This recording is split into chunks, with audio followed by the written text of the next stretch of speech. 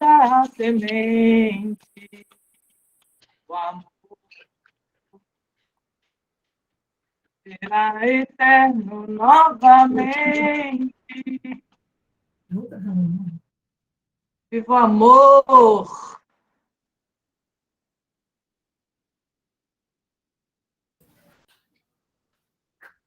Quem conseguiu ter intervalo teve, quem não conseguiu não teve.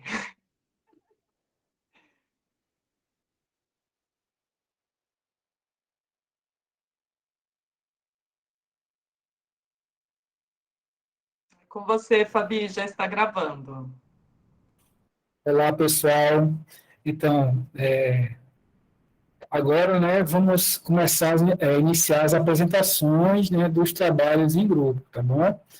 E aí eu gostaria de saber quem gostaria de apresentar primeiramente.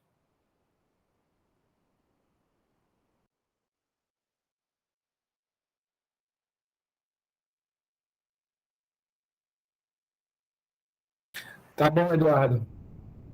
A APA Costas Corais aí junto com o CEPEN para fazer o primeiro grupo que vai apresentar. Obrigado.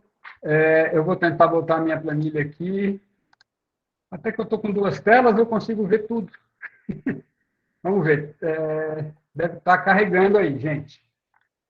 Bom, o nosso grupo primeiro resolveu elencar uma série de questões, problemas, e depois nós tentamos elencar aí alguns mais comuns a toda a APA, ou alguns mais pertinentes, para tentar colocar aí as possíveis soluções. Tá? Alguém me ajuda o tempo aí, me fala quando tiver 7 minutos. São 8, né? Esqueci de pensar, ninguém se manifestou, está todo mundo vendo, né? Pode dar um zoom. Está dando para ler, estão lendo sem ter que dar. Tudo Vamos lá. certo, Aumenta um pouquinho o dado. Pronto. Melhorou? Melhorou. Tá. Então, eu não vou ler todos, mas está aí na tela, vocês podem ler. Tá? Se der tempo, depois eu leio um por um. Então, um dos problemas elencados é o crescimento ordenado do turismo, que remete a uma série de dificuldades. A gente pode até listar alguns outros problemas que entraram por aí, mas que está envolvido com o crescimento desordenado no turismo. Por exemplo, carro e veículo na praia, carro e moto na praia, atrapalha a atividade de arrasto de camarão, aquele arrasto de praia que os caras fazem, que as pessoas fazem. O turismo desordenado, o crescimento imobiliário está impedindo o acesso do pescador ao seu território, à sua jangada, à sua embarcação. E o próprio desmatamento do mangue também, por conta do turismo imobiliário, está depredando o ambiente que a gente sabe que é berçário de muitas espécies, é habitat de muitas outras espécies, né? E isso prejudica sobremaneira a pesca. Bom, e aí algumas soluções elencadas para o grupo seria o setor pesqueiro, né, se organizar para trabalhar com turismo de base comunitária, né? Aprimorar a legislação, porque foi dito que tem muitas brechas, e aí as pessoas com mais poder aquisitivo, condição de contratar advogados bons e coisa e tal, conseguem avançar sobre questões que não deveriam. Construir um resort em uma área que não deveria, desmatar mangue e ficar por isso mesmo. Não sei se eu esqueci de algum detalhe, mas é mais ou menos por aí. A outra coisa seria limitar o número de embarcações e realizar estudo de capacidade de suporte. Ok? Esse aqui, perda de acesso ao território pesqueiro, causado pelo avanço imobiliário, eu já dei uma pincelada aí, está um pouco a ver com o anterior, mas de qualquer forma a gente não discutiu porque faltou tempo. Aí eu botei escrevi isso aí, aliás, isso é um problema recorrente no nosso dia a dia, né? Quantas vezes a gente não faz uma reunião na comunidade e a gente não consegue discutir tudo que todo mundo quer conversar, que todo mundo quer discutir, que todo mundo quer buscar soluções. Então, essa questão do tempo é um problema global, digamos assim. Vamos lá. Falta de educação ambiental. Isso foi um problema elencado pelo grupo, que traz uma série de consequências aí para o dia a dia do pescador, né? E a solução apontada foi plano da APA, incluir educação ambiental para o ano todo. A comunidade ela tem que se envolver. e falta união na comunidade. Então, quando você tem um problema, muitas vezes esse problema, de repente, pode ser solucionado com a pressão da comunidade, junto à prefeitura, junto à gestão do CMBio, aqui no caso da APA, né? Ou, enfim, para tentar... a união faz a força, né? Eu acho que é aquela história. E também incentivar a fazer atividades nas escolas, como palestras e eventos. E o outro problema que nós tratamos foi o arrasto de praia, que tem um conflito legal, e foi dito, eu não sei quem disse, não sei como disse, que essa atividade tem que parar, que não pode, e que tem que parar. Só que quem colocou o problema disse que não pode, mas não deram nenhuma solução, né? Nenhuma alternativa para o setor pesqueiro. E aí a solução para essa questão do arrasto de praia seria discutir melhor o tamanho da malha, monitorar, especialmente para estar identificando aqueles peixes pequenos, né, que são juvenis, são peixes jovens e estão saindo aí, não estão nem tendo a oportunidade de chegar num tamanho de recrutamento, num tamanho de ser oportunizado pela pesca. Como é que está meu tempo, Cláudia? Alguém está controlando aí para mim? Sim, Eduardo, faltam 2 minutos. Olha só. Então, se alguém do meu grupo quiser complementar alguma coisa, eu acho que a gente pode abrir. Ninguém levantou a mão. Então, foi colocado os outros problemas, que é a pesca predatória, o excesso de embarcações da pesca do camarão nas lamas de Tamandaré. Inclusive, eu posso pincelar que tem um projeto sendo desenvolvido pelo CPM para tratar disso. E o plano de manejo da APA prevê essa possibilidade, né? Então, acho que pode avançar bem. Pescadores de outros estados concorrendo com pescadores locais, eu esqueci de escrever aí, mas principalmente na pesca da lagosta. Lanchas em alta velocidade, estragando os petrechos, espantando os peixes e fazendo marola para as embarcações e próprio recife de coral. Pode promover erosão e coisa e tal. Isso aí tem a ver já um pouco também com o crescimento, né, desordenado do turismo. Moto e veículo, eu já comentei sobre isso. O mau uso das piscinas naturais. Aí, aqui no caso, foram elencadas várias coisas, como gente que vai lá se alimentar, comer, dessa sujeira, poluição, tudo isso. Instalação de várias barracas sem estrutura e sem coleta de resíduos sólidos na área de praia. Uma outra coisa que foi colocada e depois foi reforçada em várias comunidades que tem esse problema, que é a poluição do rio, né? Dejetos da usina, porque foi colocado para a Barra de Santo Antônio, tem uma usina lá na montante do rio, e o esgoto doméstico. Isso é recorrente em vários outros lugares da APA, Costa dos Corais, imagino que outro lugar, e afeta diretamente a saúde dos coletores, sem falar dos consumidores também, né, no futuro. Outra coisa foi levantada, a questão do desmatamento da salsa de praia, da restinga, que causa erosão e depois vai causar uma série de outros prejuízos ambientais, inclusive podendo causar diminuição dos estoques pesqueiros. Desmatamento dos manguezais, que causa diminuição de espécies, aí também entra um pouco a questão do avanço imobiliário, né? Pesca de mergulho irregular na captura de lagosta e polvo, e as espécies ameaçadas, que estão em vista de extinção aí, precisaria ter uma abordagem melhor para a gente evitar que isso aconteça. Acho que é isso.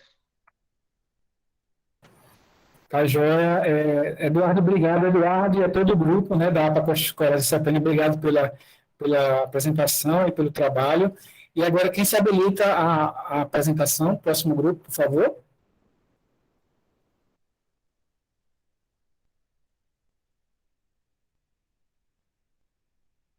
Jerico Taquara. E a Isso. pode ser? Pode sim.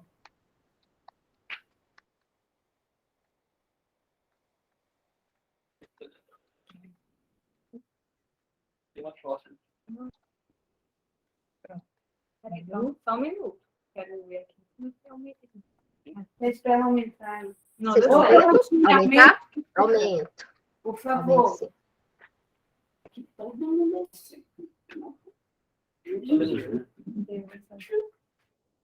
Seria mais próximo da tua opinião. Deu certo? Dá para ouvir, dá? Sim. Sim, estamos ouvindo. Bom, tá. Meu nome é Manuela, faço parte aqui da equipe do Parna de Jericoacoara e eu vou estar apresentando as questões que a gente resolveu destacar aqui. O primeiro é o arrasto de camarão. Aí, para poder buscar uma solução, né, tentar estudar essa situação, a gente resolveu elencar alguns objetivos. Primeiro, a gente pretende estabelecer o tamanho padrão da malha. Também cadastrar os pescadores que desenvolvem a atividade e estabelecer acordos referentes aos apetrechos, territórios, etc. Uma declaração de produção, capacitar os pescadores no manejo da fauna acompanhante e estabelecer locais de pesca para cada colônia. Exemplo desses locais, que são os locais aqui, que ocorrem esse tipo de prática, é o Mangue Seco, Preais de Joca. E estabelecer o principal, que é o monitoramento do arrasto. Pode subir. Também aqui ocorre muita cata do caranguejo dentro do parque, com utilização de apetrechos proibidos e desrespeitando ao tamanho e gênero do caranguejo. Pretendemos compreender o perfil de quem cata no parque com base nas informações que nós já temos. Estabelecer acordos referentes a apetrechos, períodos e assinatura de um termo de compromisso para os locais, respeitando os territórios tradicionais. E estabelecer o monitoramento do termo de compromisso. Outro assunto foi a pesca nas gamboas do manguezal, com captura de espécies juvenis. Que a gente tem dúvida se pode. A nossa dúvida é se pode ou não acontecer esse tipo de pesca, né? E compreender, nesse caso, compreender as características dessa pesca, porque a gente ainda tem dúvidas, o perfil dos pescadores e pescadoras, estabelecer os petrechos, tamanho da malha e definir locais da pesca. E vamos fazer um acordo com as comunidades para saber essas informações. Aí, quem quiser complementar na equipe, fica à vontade. Kátia. Não?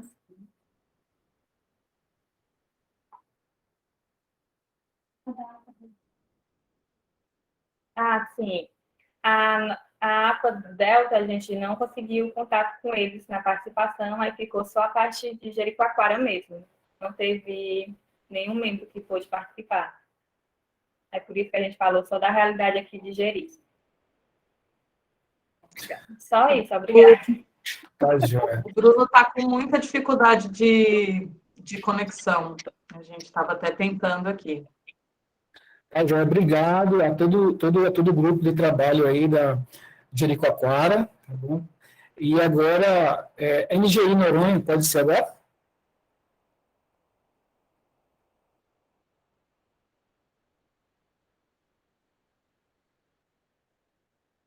Ou é Resex GQA?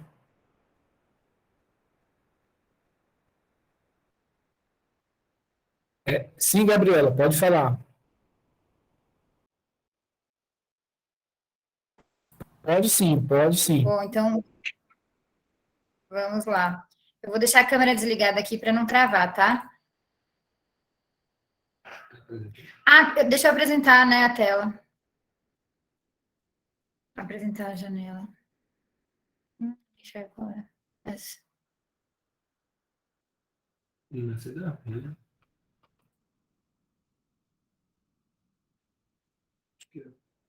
Essa aqui. Peraí. Essa aqui. Atividade em grupo. Vocês estão enxergando? Ainda não. Está vindo. Sim, agora eu cheguei. Foi? Então, na verdade, aqui a gente tem, né, uma lista gigantesca. Eu tentei resumir e agrupar alguns conflitos que a gente tem para ficar mais rápido e mais fácil de apresentar. Então, a primeira é uma problemática que a gente tem na ilha. Talvez por ser uma ilha, né, tem muitas embarcações pesqueiras de pesca industrial que passam por aqui e acaba chegando rede fantasma, como rede de arrasto, né, algumas estruturas de pesca mais modernas também, como a trator, alguns anzóis e e essas estruturas de pesca industrial, né? E aí, o que o pessoal aqui sugeriu como uma resolução desse problema, né? Algum envolvimento de outros atores, talvez como a Marinha do Brasil, a Associação de Pesca que tem aqui, né? Que está parada, mas eu vou falar isso mais para frente. E usar esses outros atores para um trabalho de sensibilização, educação e conscientização dos pescadores industriais que passam por aqui, né? Isso teria que ser um trabalho bem grande, na verdade, para a gente conseguir atingir esse outro público. Mas o pessoal aqui acha que é possível de se resolver. O outro conflito é a diminuição da variedade de peixe, né, da riqueza, da quantidade e do tamanho dos peixes que são alvos de pesca. Então, para esse conflito que eu acho que vai aparecer em todas as unidades, né, uma sugestão é melhorias na fiscalização e um monitoramento eficiente que gere dados a respeito de ecologia e biologia dessas espécies, né? Uma outra é a diminuição do polvo, que isso até a gente falou bastante ontem, né? Então, antes tinha bastante polvo sendo pescado e hoje em dia tem muito menos. E a gente acredita que é por causa de métodos de pesca agressivos, né? E da sobrepesca também.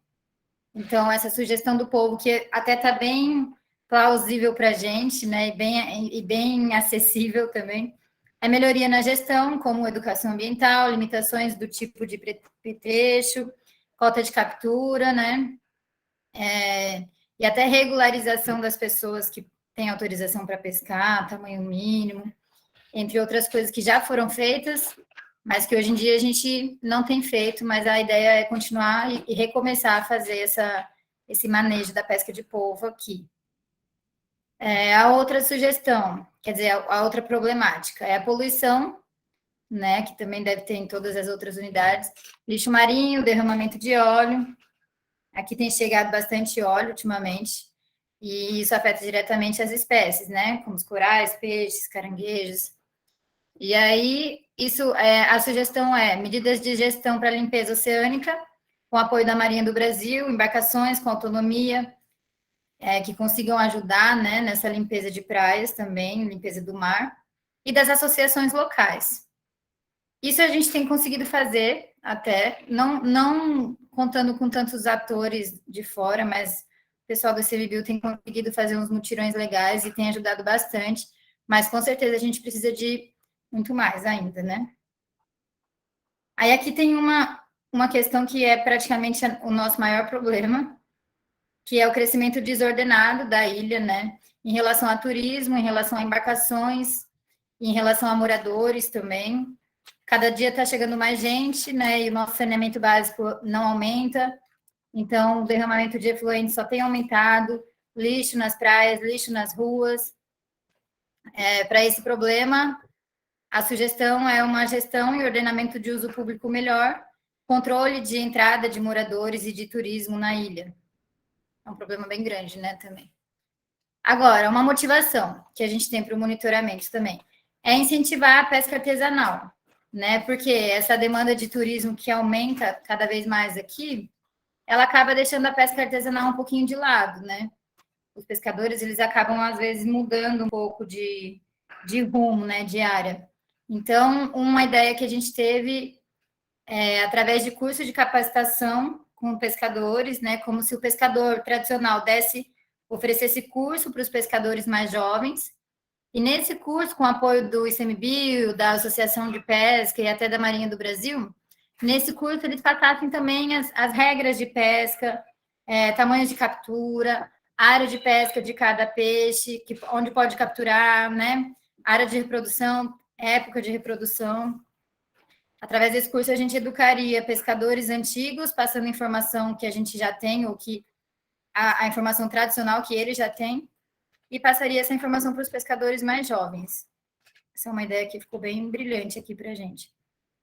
Essa outra questão, aumento de embarcações, tanto de pesca quanto de turismo. A gente vem enfrentando esse problema de não conseguir mais reconhecer direito qual é uma embarcação de pesca, qual é uma embarcação de turismo. A maioria, inclusive, tem mesclado essas duas funções.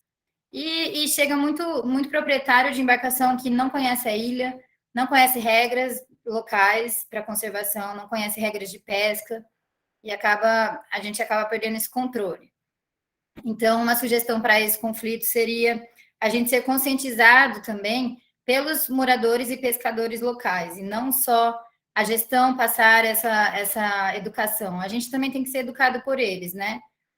E entre eles também, pescadores e moradores, trocar esse conhecimento com pessoas que estão chegando agora. E aí a gente teria que incentivar essa troca, né? Usar esse conhecimento tradicional para orientar as regras de pesca, no caso. Aqui tem outra questão, que é o desaparecimento da sardinha e a falta de informação sobre os aspectos biológicos e ecológicos da sardinha aqui na ilha. Então, aqui a gente até teve o termo de compromisso, né, que já foi citado aí na unidade anterior, mas a gente ainda não tem informação sobre a época de reprodução, sobre distribuição da sardinha na ilha. Então, a sugestão é investimento e incentivo à pesquisa sobre a sardinha, sua biologia e ecologia também. E aqui, essas duas últimas. Uma delas é a Associação de Pescador de Noronha, a Ampesca. Ela está parada já faz alguns anos, e a gente acredita que a comunidade teria que se unir para restabelecer essa associação, e junto com essa associação, incentivar, que daí já entra aqui embaixo na outra questão também, que é incentivo aos pescadores para a pesca não acabar, né? Para não ser, a pesca tradicional não ser perdida pelo turismo. Então, para realizar esse incentivo, a gente precisaria da união, da associação. Então, seria um incentivo financeiro, informação de captura de pesca, né, cadeia produtiva local, o que tem sendo pescado anualmente, o que tem sendo pescado mensalmente, e dar esse feedback para a população local, para que eles fiquem incentivados e enxerguem qual a importância da pesca para Noronha, né? O quanto eles poderiam abastecer o comércio local se eles tivessem essa atividade fixa, né? Se eles tivessem consciência da importância dessa atividade. E isso, nada disso seria associação. Então, a união da comunidade para restabelecer a associação de pesca seria a fonte de todas essas outras demandas. E também esses dados pesqueiros, né, de monitoramento, que abasteceria todas essas outras questões aqui, para a gente não dar tiros no escuro, né? Então, é isso. Aqui na nossa unidade foram essas questões. Acho que eu bati o tempo certinho, né? Tá joia, Gabriela. Foi ótimo no tempo. Obrigado aí, né, pela contribuição, você e todo o grupo aí que participou, tá bom? E agora eu já chamo a Resex Jequiá da Praia. Fabiano, eu vou projetar a planilha, porque o pessoal está com dificuldade lá na internet, e a Luísa vai falar. Tá legal. Vou botar no lugar da Gabi aí, que está com a projeção, tá?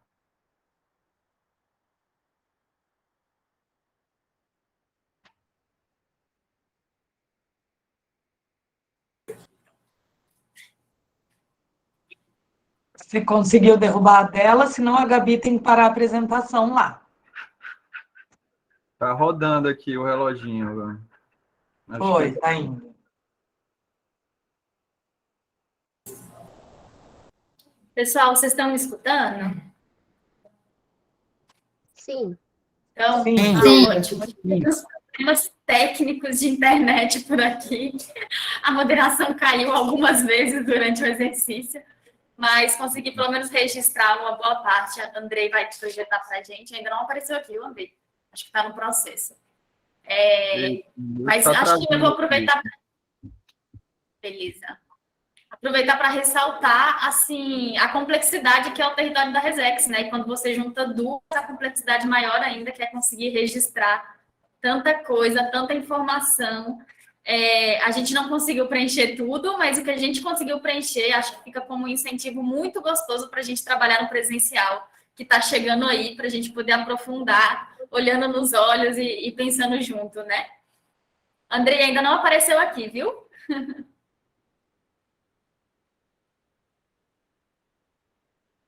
Será que eu tento, gente? É um movimento meio ousado, mas vou tentar.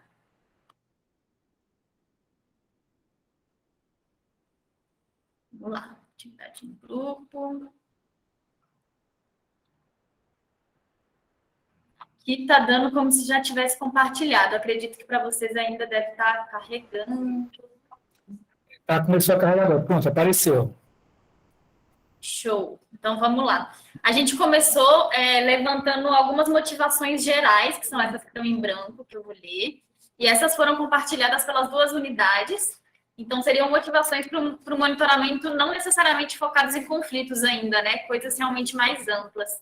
Então, monitoramento para melhorar o modo de vida do pescador e a pescaria em relação ao tamanho do pescado. Um motivo seria de que não tem como fazer a gestão do que não se conhece e que se precisa conhecer para se ter o controle. O monitoramento é necessário para apresentar aos pescadores a importância da megafauna, trazendo como exemplo as tartarugas que ficam presas na rede de pesca. O monitoramento como uma ferramenta de autoconhecimento importante para saber quanto se está produzindo, o que se está produzindo. Monitoramento para entender que o recurso diminui com o tempo, em quantidade e em tamanho. Entender como que os estoques se comportam ao longo do tempo. O que impacta os fatores que fazem com que esses estoques se reduzam, né? Tanto a pesca, fatores externos, impactos, clima.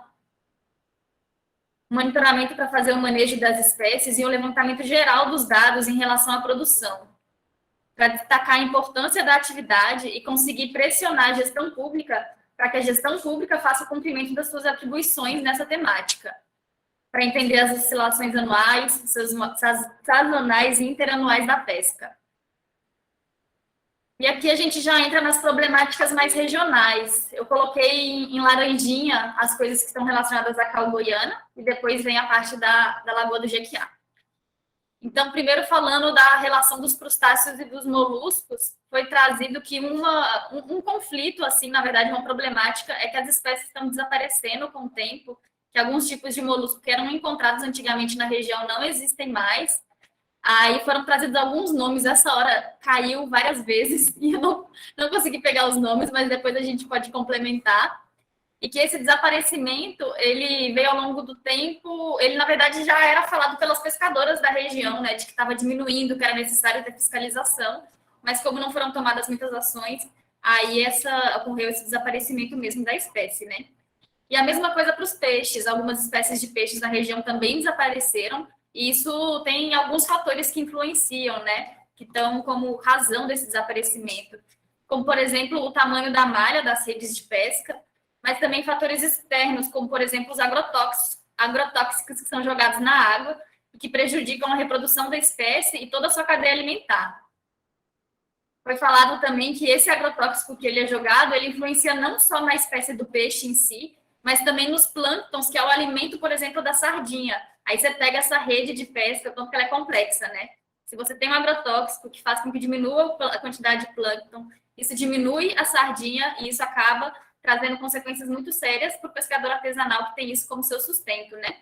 Então, trazendo essa problemática que cai bem nessa questão do monitoramento ecossistêmico que o Andrei trouxe para a gente antes. Outra coisa também é o aumento da demanda por peixes e crustáceos, então, tá aí a importância de monitorar até para entender como que é esse aumento, né, como ele vem ao longo do tempo. Uma outra problemática é que uma área que era explorada antes só por pescadores artesanais, hoje recebe a visita da pesca esportiva. E a pesca esportiva, ela acaba capturando espécies que são importantes para a produção dos pescadores, né? Espécies que os pescadores dependem para a sua sobrevivência mesmo, os pescadores artesanais. Outra coisa são as empresas também da região que causam prejuízo à fauna e à flora do território e que tem prejudicado a pesca artesanal. Aí trouxe alguns exemplos de espécies de peixes que têm desaparecido com o tempo na região, diminuído ou desaparecido. Um outro conflito também é a pesca da lagosta. Essa hora caiu muitas vezes também, então, pessoal da CAU, se quiserem me complementar, viu? Mas tem essa questão de que algumas embarcações de fora da Resex vêm para a área da Resex para pescar, né? E aí, uma das soluções que foi apontado aqui foi esse controle de quem pode entrar para pescar nessas áreas, né, nesses pesqueiros. E aí trouxe também que essa pesca da lagosta, ela é um pouco predatória também no sentido de que pega espécies pequenas, espécies grandes, espécies ovadas, e que também há um descarte de peixe quando a lagosta é capturada, que também é um impacto. Também tem a questão de algumas pessoas migrarem de outros estados para a Resex e isso ser um conflito para dentro da Resex. O outro impacto é o descarte mal feito do óleo de motor, o lixo também que vai para as águas, o barulho do motor, né, que acaba chegando até o fundo do canal e influencia também na dinâmica pesqueira.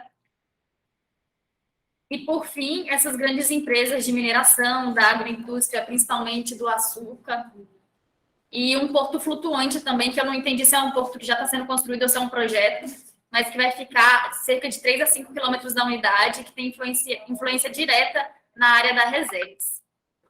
Gente, eu não estou conseguindo ver o chat, viu? Eu estou lendo tudo corrido, mas depois a gente pode resgatar.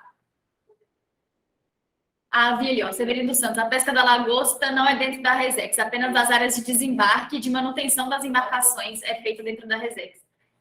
Obrigada. Depois eu vou complementar aquilo na planilha, viu? Pode deixar que eu mudo por aqui depois. Aí já passando para a Lagoa do Jequiá.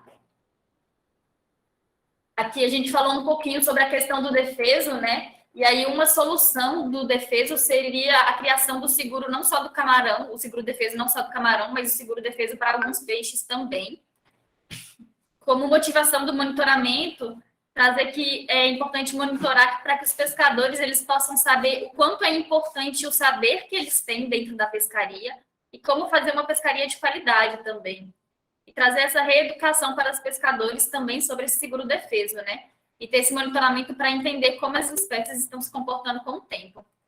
Uma das coisas que foi dada como solução também seria a possibilidade de fazer um zoneamento das áreas para fechar algumas áreas de crescimento. Fazer um mapeamento junto com os pescadores mesmo, né? Para que, por exemplo, áreas que são áreas de reprodução do camarão, elas possam ficar fechadas durante esse tempo de reprodução e outras... É isso mesmo, né? Pronto. E áreas de crescimento também possam ficar fechadas para que o camarão ele consiga recuperar seus estoques com o tempo. E aumentar o tempo do seguro defeso para 3 meses, para dar tempo do camarão crescer. Uma outra problemática aqui da Lagoa do Jequiá é essa questão da redução dos estoques e da quantidade, a redução dos estoques de siri e a quantidade de resíduo de siri que é jogado na lagoa. Uma outra questão relacionada mais à área marinha, né, é que a rede de arrasto acaba pegando muitas espécies também de peixe pequeno. Aí tem um problema bem geral, que é sobre a sobrepesca, sobre a malha pequena, o esgoto que acaba desembocando na água também, isso também altera toda a região, e outras coisas que afetam a fisiologia e a biologia do peixe. E uma questão também que foi trazida foi do assoreamento do rio, que o rio que deságua na praia, ele se encontra 80% assoreado, e isso impede que a água do mar entre na lagoa. Com isso, os peixes que faziam deságua lá, né, eles têm a composição da água da lagoa modificada mesmo, né? Então a água não fica nem tão doce, nem tão salobra. E hoje a gente tem uma situação que o rio, que antigamente tinha uma profundidade mais rasa, chega a bater no tornozelo, a ponto de que as embarcações de pequeno porte que rodam por ali nem conseguem mais passar. E esse impacto ele também foi muito dado por causa das construções ao redor que causaram esse assoreamento. E uma possível solução que foi colocada aqui é que já foi feita uma batimetria para fazer a dragagem do rio, né, para entender quais são as áreas que estão mais assoreadas para poder fazer essa dragagem. Ela foi feita pela prefeitura por 2 anos, mas que depois desse estudo não foi tomada nenhuma atitude, né? Então acabou que tem os dados, mas não teve nenhuma atitude com os dados que tinha em mão. Então, uma solução seria realmente desassorear o rio, né? Fazer um novo projeto de batimetria para que possa comparar os dados com essa batimetria que foi feita anteriormente e fazer a dragagem e o desassoreamento dos pontos mais críticos da lagoa, assim, do rio, assim, dando maior vazão na parte mais baixa do leito do rio para que as espécies não tenham, para que as espécies que sumiram possam voltar a aparecer. Ufa! É isso, gente, me complementa. Eu sei que eu perdi bastante coisa ao longo do chat, então, é isso. Tá bom, obrigado, Laísa, pela contribuição, e você e todos do grupo trazendo para a gente essa realidade aí, né, de Jequiá da Praia, essa unidade. E aí, gente, nesse momento, eu vou passar a palavra para o André aqui, para ele fazer um comentário rápido, né, sobre esse trabalho em grupo e sobre a aula dele também, para logo em seguida a gente continuar com a próxima apresentação. Salve, pessoal. Mais fazer um fechamento mesmo, né? Fazer essa conexão do que a gente viu mais cedo, né? Da apresentação de gestão pesqueira e unidade de conservação e atividade de grupo, né? Elas o propósito era justamente fazer essa conexão. E aí, o que eu vou mais destacar, não tem tanto tempo, mas o que eu vou mais destacar é o quanto, quando a gente para olhar o território, né? Quando cada um de vocês parou para pensar e refletir sobre o território, o quanto de coisa apareceu, a diversidade de situações, de motivação, de conflitos, potencialidades apareceu e dos mais diversos temas, né? Isso só reforça que a gestão pesqueira ela não pode ser feita de forma específica, apenas focado na espécie-alvo, na biologia daquela determinado recurso, que era assim que há algum tempo atrás era o melhor que existia da gestão pesqueira, era isso, a gestão da sardinha, a gestão da tainha, né? E hoje o que a gente observa, e está cada vez mais esses conceitos sendo consolidados, inseridos, é a gestão com enfoque ecossistêmico, né? Onde todas as atividades, toda essa complexidade de relações da sociedade, ela tem que ser levada em conta, e como tudo isso rebate na pesca, né? Nos diversos tipos de pescaria, nas diversas comunidades. Então, acho que o mais legal da gente destacar na atividade de hoje foi essa complexidade. E, para finalizar, lembrando dos nossos últimos slides ali, que apareceu uma unidade de conservação, um quadradinho no meio do território, tem gente que brinca que unidade de conservação é unidade de conflito, né? Mas trazer também, destacar a questão das potencialidades disso, né? Numa unidade de conservação você tem um conselho, você pode fazer os pactos, né? O Parque de Jeri trouxe muito isso relacionado ao termo de compromisso, o Fernando de Noronha também, mesmo sendo uma unidade de proteção integral, fazer pactos com a comunidade pesqueira para pescar dentro da unidade, que teoricamente não poderia, né? Então, a partir da criação de unidade de conservação, você também consegue fortalecer essa organização da base, instâncias de participação que podem levar isso para além da unidade, inclusive inspirar o entorno da unidade, as regiões vizinhas e outros locais, né, outros parceiros pelos maretórios do Brasil. Acho que é isso.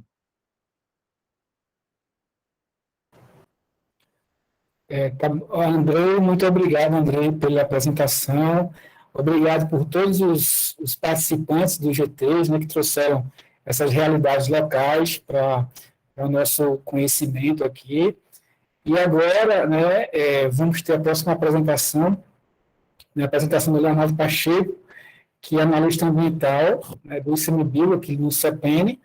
Ele vai conversar sobre a gente sobre o papel do ICMBio na gestão pesqueira. Está com você, Léo. Bom, eu só vou compartilhar aqui minha apresentação.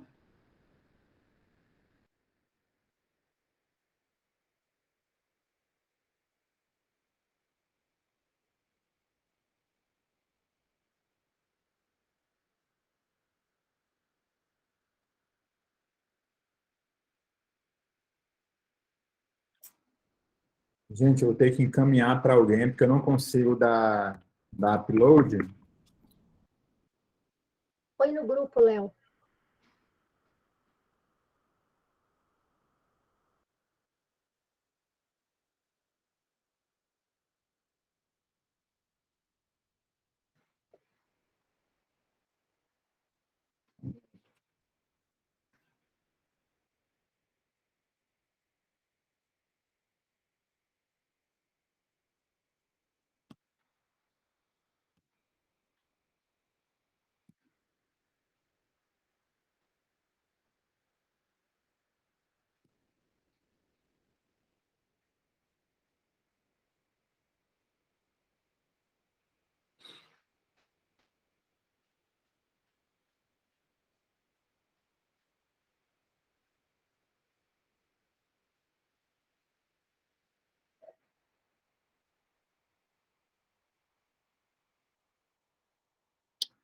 Tá no grupo aí, se alguém puder abrir para mim.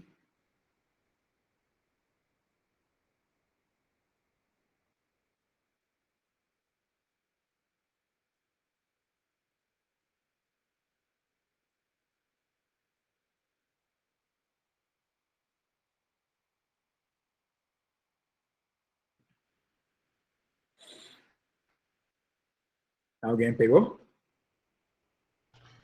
Eu Então, não vi Léo, aqui não, Léo. achei aqui, mas eu não estou conseguindo abrir. Onde você colocou, Léo? Não É, achei na eu também pasta não. também, não. Tá na Tá pasta. bom. Eu consigo ver na pasta, chama XA, XA, XA. Ah, achei. Eu projeto aqui. Peraí, Ok. deixa eu só abrir aqui. Pronto.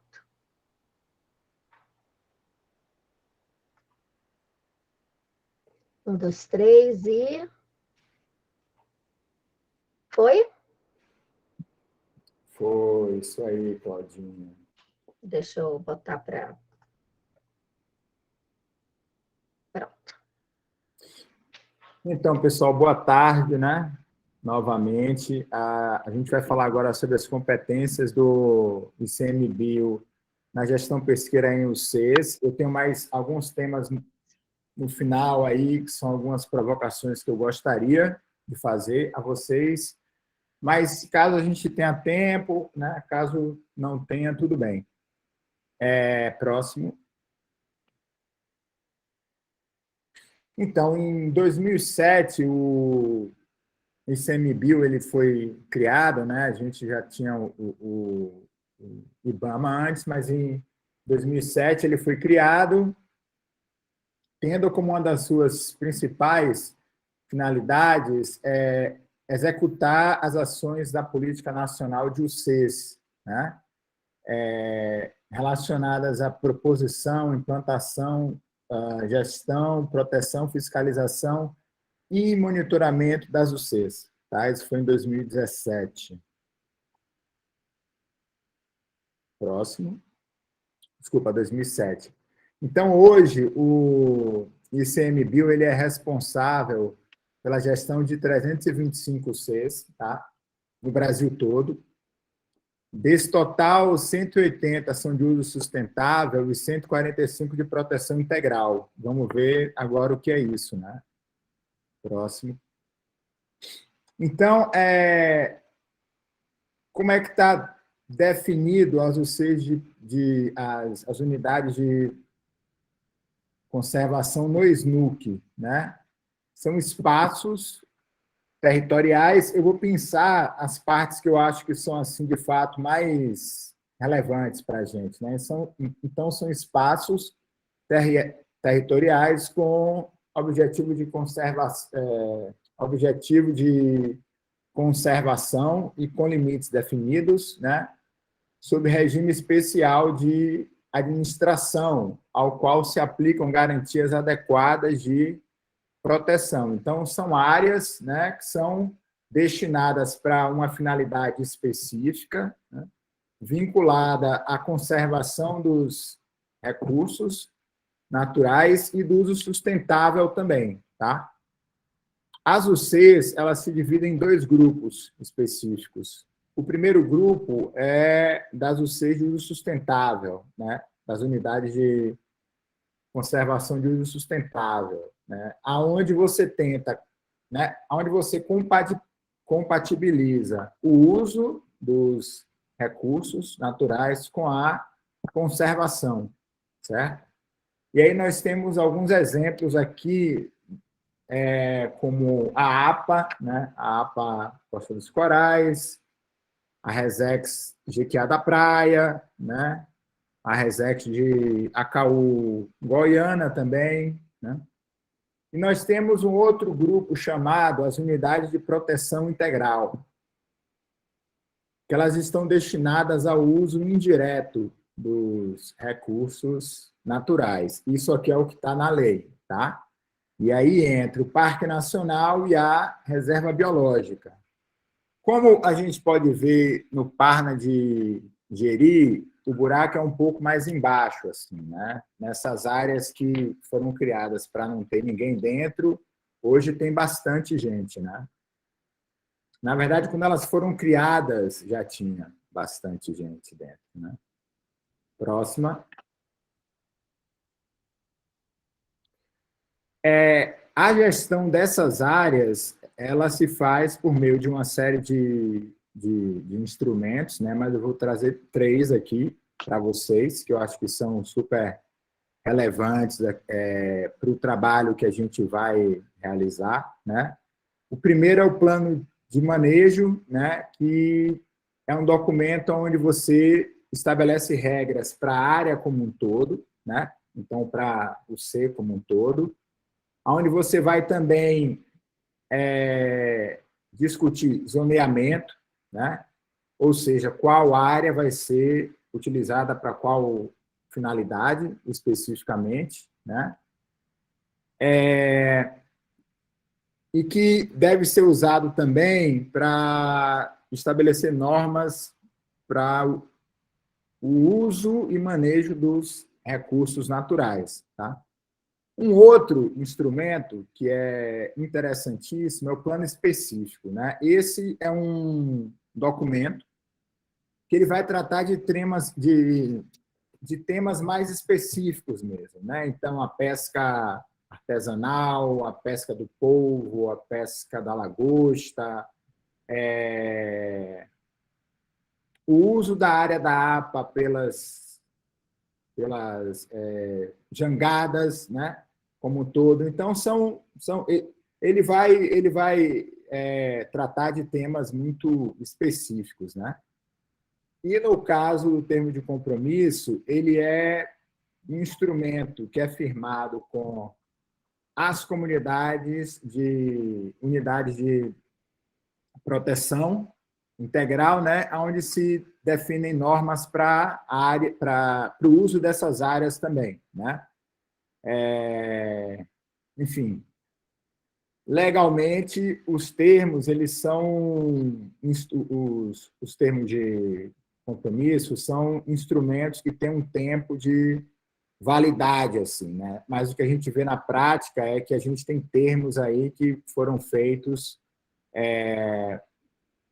para durar a vida toda, assim, ad infinito, né?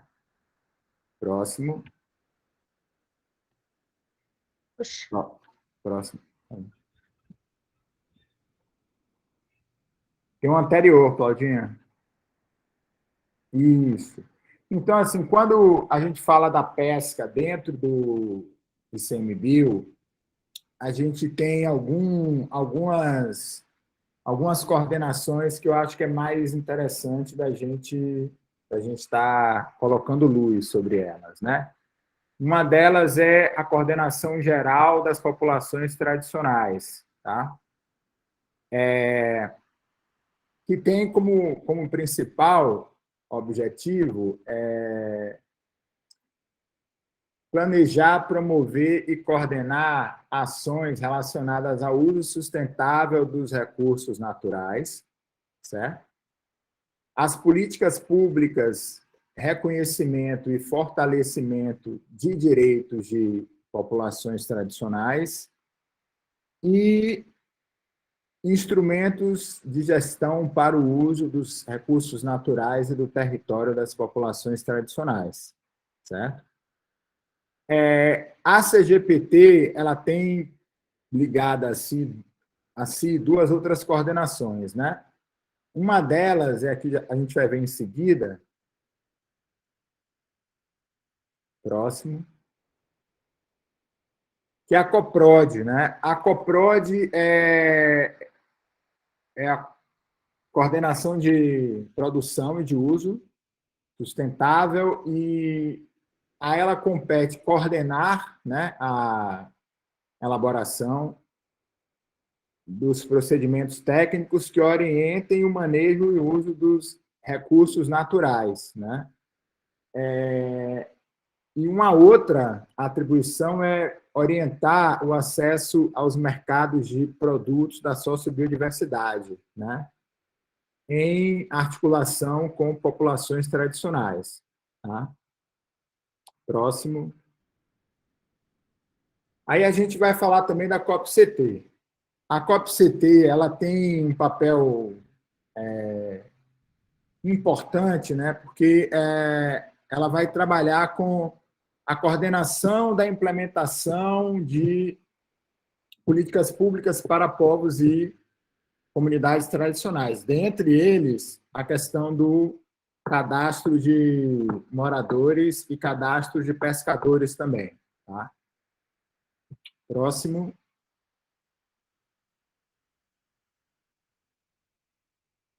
Uma coordenação que está ligada a uma outra diretoria é a CGPEC, tá? que é onde o programa Monitora está albergado. Né? E eu vou aí destacar como principal papel para a nossa conversa aqui a coordenação e a elaboração de subsídios técnicos e científicos para apoio ao manejo e ao uso sustentável e uso dos recursos naturais nas UCs, né? E também planejar e coordenar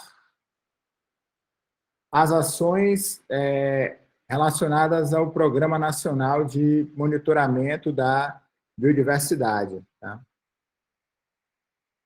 Próximo, Claudinha.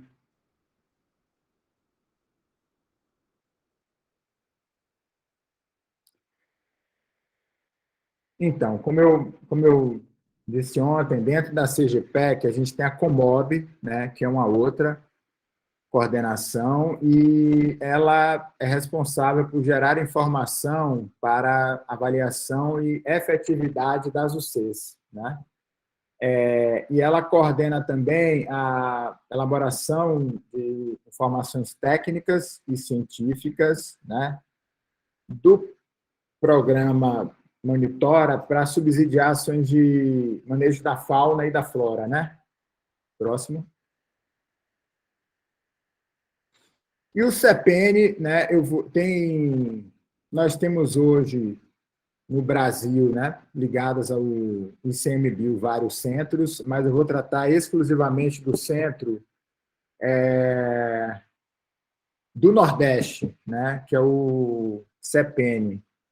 O CEPN ele tem como principais competências relacionadas à pesca o subsídio técnico e científico sobre a definição de prioridades institucionais para a criação e gestão das UCs. Tá?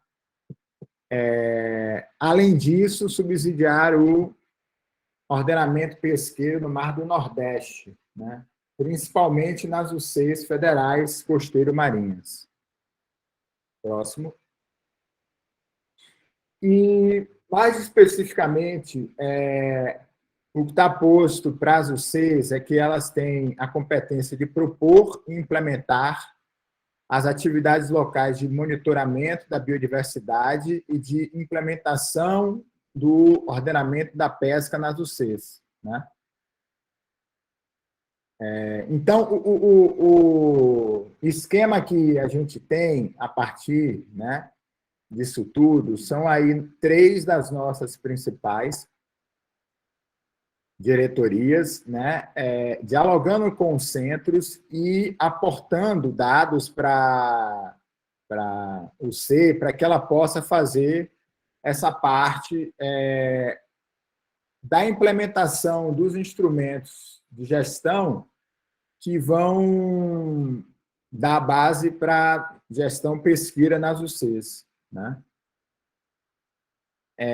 Próximo, Claudinha.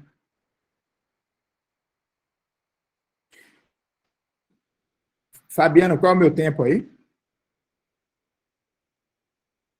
Então, faltam 7 minutos. 7 minutos, tá.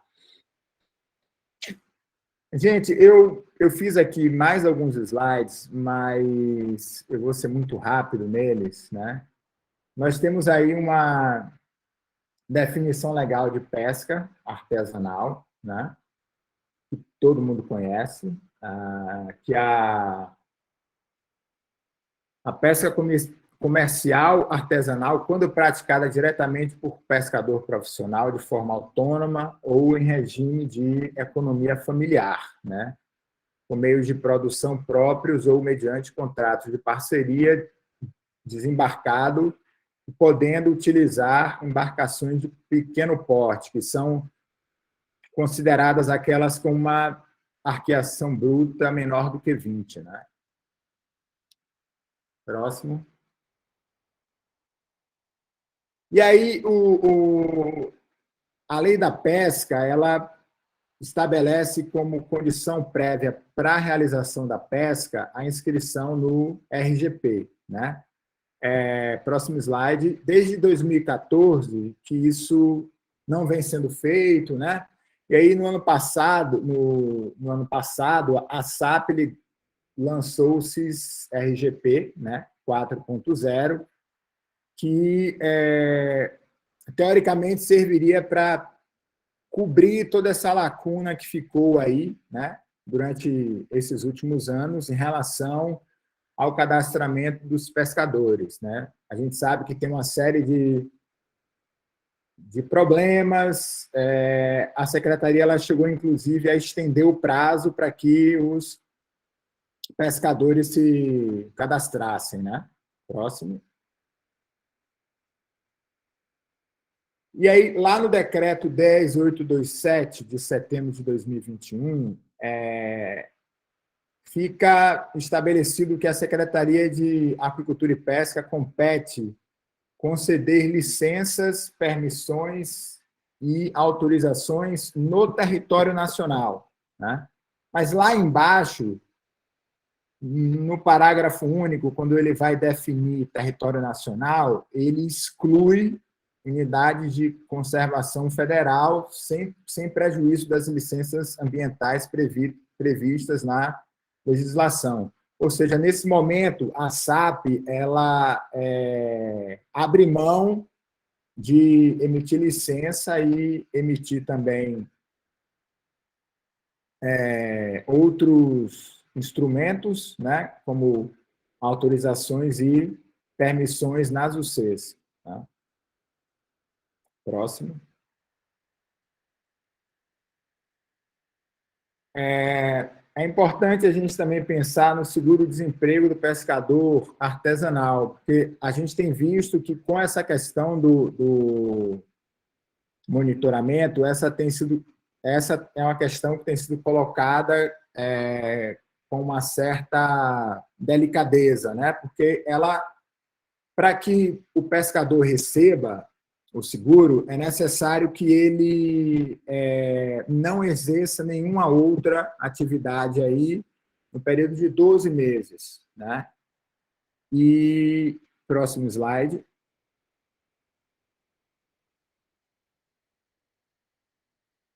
E que ele só vai receber se ele não dispor de nenhuma outra fonte diversa daquela decorrente da pesca, da atividade pesqueira, né? Ele não pode, inclusive, de acordo com o próximo slide, né? Próximo. Ele não pode pescar nenhuma outra espécie no município em que ele reside, né? E aí tem uma questão que fica posta aí, que o pescador ele precisa declarar que ele pega apenas uma espécie para ele ter direito ao seguro defeso, né? Por outro lado, para ele monitorar, ele vai precisar registrar a captura de algumas outras espécies, né? Eu acho que esse é um tema para se discutir. Próximo.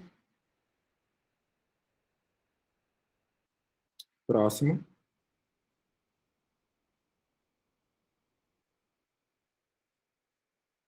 Próximo slide, Cláudia. Uma outra questão os pescadores hoje eles são considerados segurados especiais diante do INSS, né, para fins de aposentadoria e acesso a uma série de benefícios, né? Para ter acesso ao seguro especial, ele precisa, próximo slide, Claudinha, ele precisa provar que ele é de fato pescador, né? Para que ele possa ter acesso à aposentadoria, auxílio-doença, auxílio maternidade e aposentadoria por invalidez também, né? Uma das questões ligadas a isso é que no próximo slide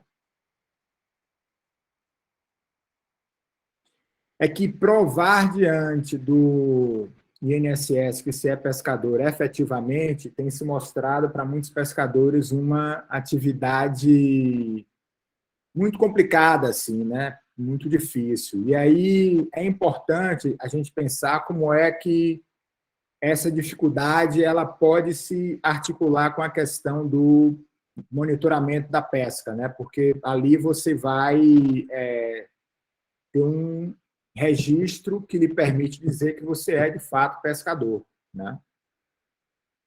Próximo. É isso, pessoal. Bom, eu trouxe muita coisa aí. Eu acho que muita coisa passou de forma, né, rápida, assim, mas a gente continua discutindo isso, certo?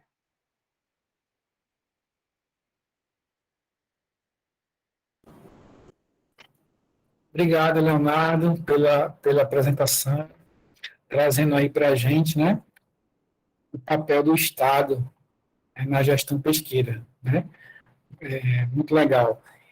E aproveitando, já vamos seguindo, segmento, né, no curso, aí eu já passo a palavra para a Laura, né, que ela vai falar sobre o programa Monitora e possibilidades de aplicação do monitoramento da biodiversidade marinha e costeira. Tá certo. Obrigada, Fabiano. Estão me ouvindo bem? Sim, sim. Tá, então, só antes de começar aqui, gente, eu queria só dar uma contextualizada rápida, né, dessa aula dentro do todo, né, do filológico do nosso curso, né? Então, ontem a gente começou a unidade 1, a gente começou e finalizou a unidade 1 do curso, que é a introdução, né, ao monitoramento. Hoje a gente começou a unidade 2, que é o porquê monitorar, e aí dentro do porquê monitorar tem muito a ver a gestão pesqueira, né? Onde o programa monitora está nisso tudo, né? E o porquê monitorar a pesca e biodiversidade associada com base na gestão da unidade de conservação, com base em políticas públicas de ordenamento territorial e ecossistêmico e fortalecimento da pesca artesanal, e porque monitorar com relação ao manejo e conservação de espécies. Então, a minha aula vai ser um pouco falando sobre o programa Monitora e a outra parte dando uma introdução nesse porquê monitorar com base nesses 3 grandes temas, tá? Aí amanhã a gente continua com essa unidade 2 do porquê monitorar, e aí a gente vai trazer estudos, né, estudos de casos reais, né, aplicações concretas de monitoramento para essas 3 temáticas do porquê monitorar, tá? E no último dia a gente vai fazer uma leve introdução, né, da unidade 3 e da unidade 4, a unidade 3, que é o que monitorar e como monitorar, e a unidade 4 é como analisar os dados, tá? Para a gente fechar esse curso. Então, dando essa contextualizada, e aí pensando no dia de hoje, né, a gente começou de uma forma mais ampla com a gestão pesqueira, então o Andrei trouxe muito, né, dos conceitos, né, das aplicações, das problemáticas da gestão pesqueira como um todo, né, sem delimitar espaços, né, e aí o Léo trouxe já, afunilou mais um pouco e trouxe a parte da gestão pesqueira no âmbito do ICMBio, ou seja, o que pode ser feito, né, dentro das unidades de conservação, né, federais, né, que é onde é a gestão do ICMBio. E aí a minha parte agora vai ser falar, afunilar mais um pouco e trazer a perspectiva do monitoramento dentro da gestão pesqueira, dentro do ICMBio, tá? Então é mais ou menos essa a ideia. Deixa eu compartilhar aqui.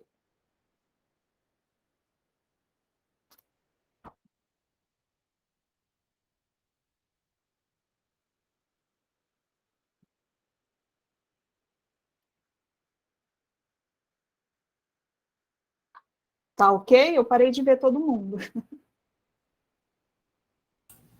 Tá ok, Laura. Assim, Tá. Obrigada, gente. Bom, então, para começar, né, quem não me conhece, meu nome é Laura, eu sou bolsista da Comob, que é a Coordenação de Monitoramento da Biodiversidade, sou bolsista lá desde 2017. Eu trabalho, né, minha agenda de trabalho lá é com o programa Monitor, especificamente com o subprograma Marinho Costeiro. Sou oceanógrafa de formação, e é isso aí, gente. Vamos começar.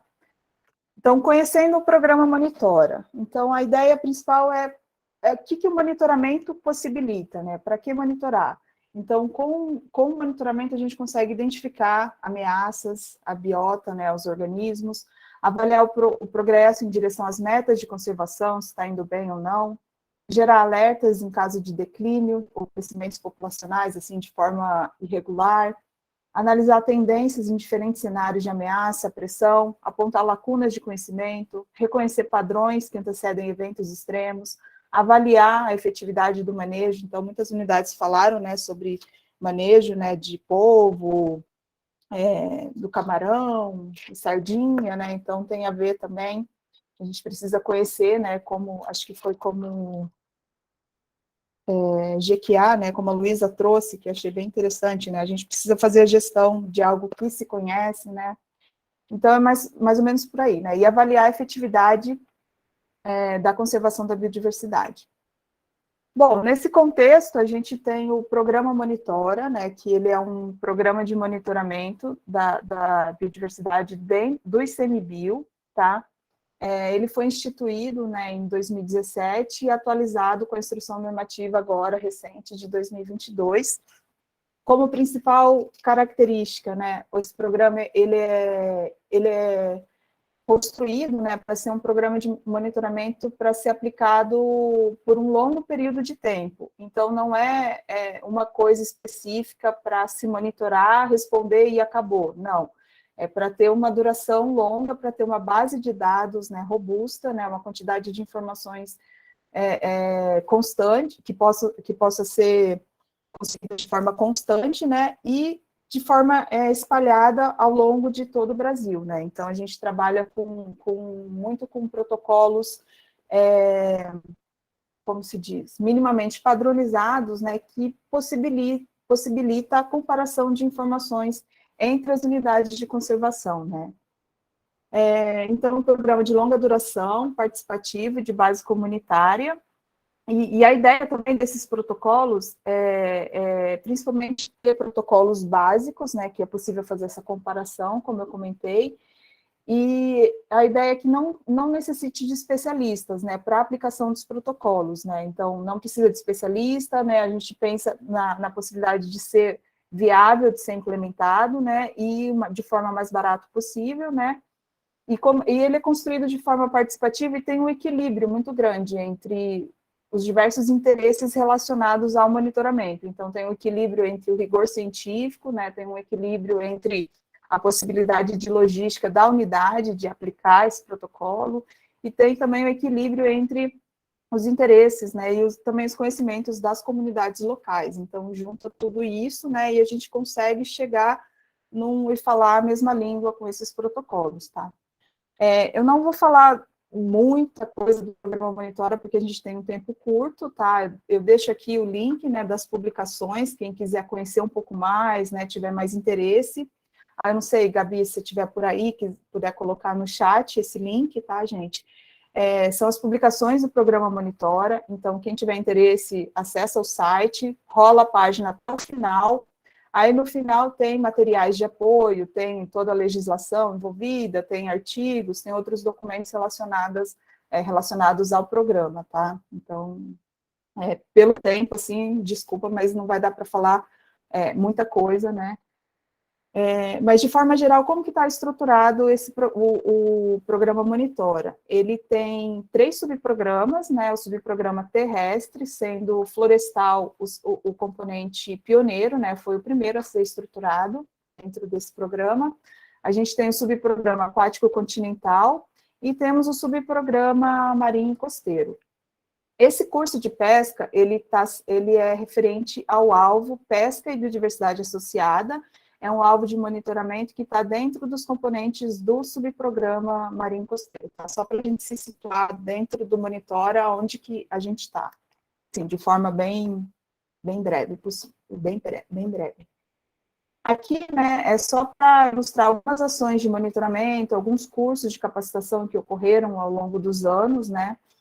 A gente teve capacitação de pesca, de mangue, né, tá rolando monitoramento de tartarugas, aves vinícolas, aves marinhas, enfim, é muita coisa que acontece nas unidades de conservação, né, não só com a pesca, né, mas também relacionado, tem muita coisa com manguezal, tem muita coisa com aves, né, com tartarugas, aves marinhas e aves vinícolas, né.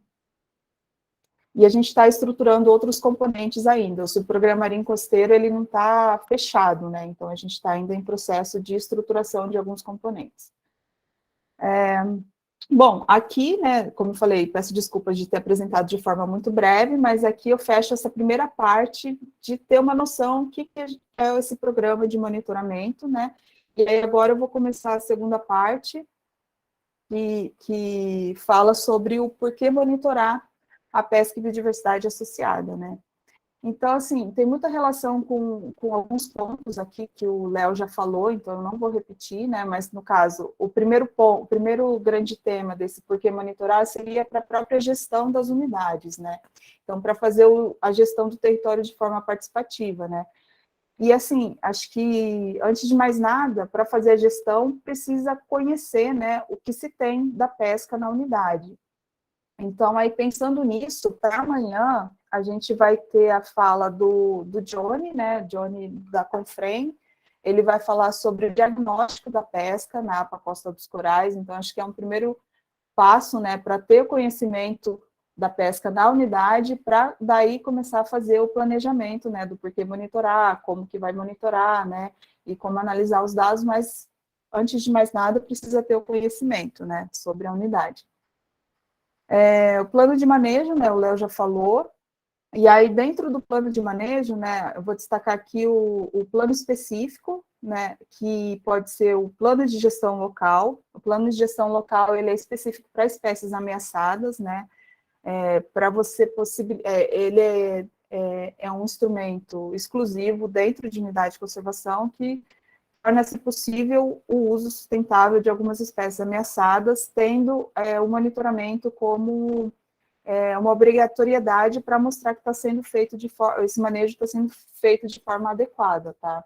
Então, aí para isso, amanhã também a gente vai ter como convidada a Carol, que ela é da Resex de Canavieiras, e vai falar um pouco sobre esse PGL, o Plano de Gestão Local do Guaiamum, lá na Resex de Canavieiras. Com relação ao termo de compromisso, né, que é esse também outro instrumento de gestão, né, entre a unidade e a comunidade local, né, como exemplo também, para amanhã a gente vai trazer o Maguinho, né, ele vai falar um pouco sobre o termo de compromisso da sardinha em Noronha. Então, aqui fecha essa parte do porquê monitorar no tema de gestão, né, instrumento de gestão dentro da unidade de conservação. Aqui são algumas das possibilidades, né.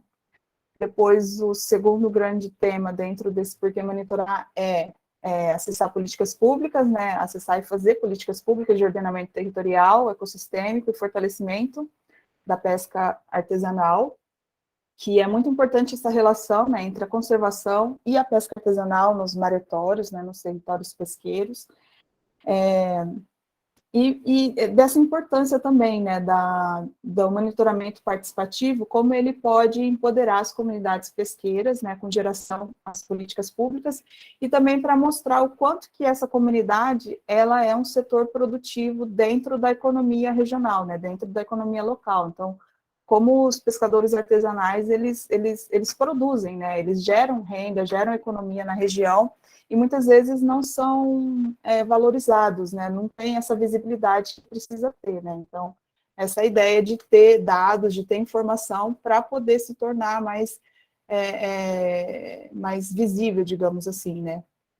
E aí, para esse tema, né, também a gente vai ter amanhã o Chico Pescador, que é da Confrem, e aí ele vai falar um pouco, vai falar também desse tema, Vai falar também do fortalecimento da cadeia produtiva, agregação de valores aos produtos, acho que ele tem, se eu não me engano, o selo de rastreabilidade do pescado, né, que são exemplos de algumas medidas que ajudam a valorizar, né, o preço da venda do pescado, né, e também como, às vezes, como é que é? Como cortar, né, essa cadeia produtiva, como passar o atravessador e ir direto, né, no mercado consumidor, no mercado consumidor do produto, né, isso ajuda a valorizar e ajuda ao pescador ganhar mais nesse trabalho que eles realizam com a pesca. E aí, o terceiro grande tema sobre o porquê monitorar é com relação ao manejo e conservação das espécies, né? Então, um exemplo que eu trago aqui, que é feito pelo ICMBio, é a avaliação de espécies ameaçadas de extinção. Então, ela é a base, essa avaliação, ela é a base de iniciativas, né, para proteger espécies em diferentes escalas, né? E aí, tendo como fonte de informação, uma das fontes de informação, né, são os próprios dados de monitoramento, né? E aí, nesse caso, a gente entra mais para uma análise de forma mais integrada, né, no âmbito mais nacional, né, de comparação das informações. Tem também o PAN, né, também é feito pelo ICMBio, que é o Plano de Ação Nacional. Então, é uma política pública pactuada com a sociedade, né, para identificar e orientar ações prioritárias para combater ameaças às espécies, né, as espécies ameaçadas. Então, ele tem uma meta, né, com um objetivo e um tempo definido, né, para ser realizado esses planos de ações. Outro instrumento, né, outra política importante é o plano de recuperação de espécies. No caso, o plano de recuperação de espécies, ela é feita pelo Ministério do Meio Ambiente, tá? O instrumento equivalente a esse seria o PGL dentro da unidade de conservação, né, que foi como eu falei antes, algumas espécies, elas possuem importância social, né, algumas espécies ameaçadas, e é permitido, né, o uso sustentável, desde que o manejo é uma alternativa adequada, né? É comprovado que o manejo é uma alternativa adequada para a conservação da espécie. E aí, por último, né, sobre medidas mitigadoras, né? Então, o que é isso, né? Vale ressaltar, né, que a atividade pesqueira, dependendo da arte de pesca, dependendo de como ela é feita, ela causa um grande impacto, né, na biodiversidade marinha, né?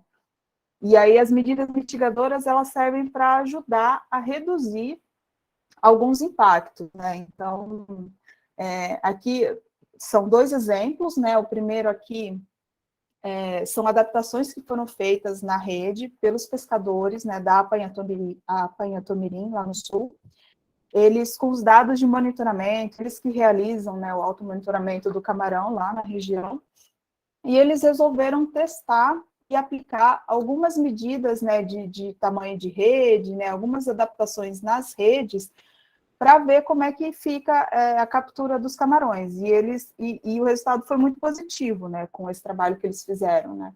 Eles chegaram à conclusão, né, mostraram que essas adaptações, eles conseguiam uma captura mais limpa e camarões mais graúdos, né, e fazendo com que reduzisse o tempo e principalmente o custo, né, de separação no convés. Então, foi um trabalho bem interessante que foi proposto e feito pelos próprios pescadores da unidade.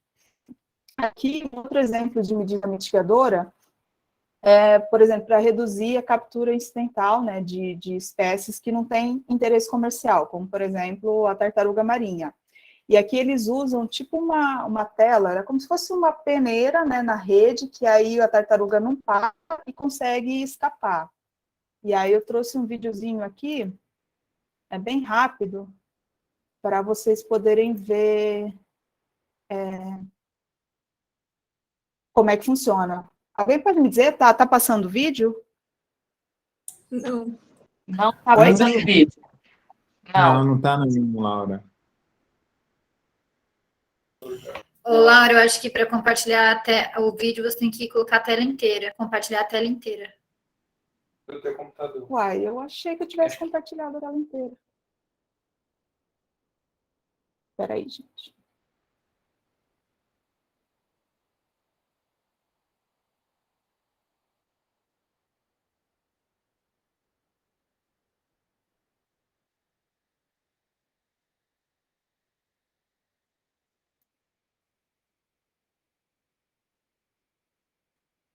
Tá aparecendo também? Não. Aparecendo Aparecendo sua tá, tela. só não tá passando o vídeo. Agora vocês estão vendo a tela do vídeo. Não, só a apresentação. E agora? E não em modo de apresentação, não. Mas está vendo a tela do vídeo? Não. Tá, a sua apresentação não em modo de apresentação, a sua tela PowerPoint, só isso. Ai, gente. Tipo Deixa eu uma tentar foto. ajudar. Tá só Deixa eu- tipo foto. A gente fez o teste, funcionou. Ai, meu Deus. Laura, esse vídeo está dentro da apresentação? Ele abre fora, mas como eu compartilhei a tela, era para ele estar na tela, né? Eu compartilhei. Talvez você devesse tentar ir lá no arquivo, fechar a tua apresentação e abrir o vídeo. Não sei.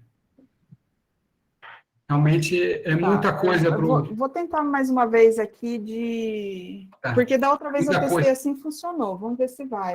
Outra coisa é você começar o vídeo e depois compartilhar. Tentar assim de novo, só mais uma vez. Ainda. Não. Ai, meu Deus. O que você falou, Dado? Qual que era a sugestão? Tira do compartilhamento, inicia o vídeo e aí compartilha.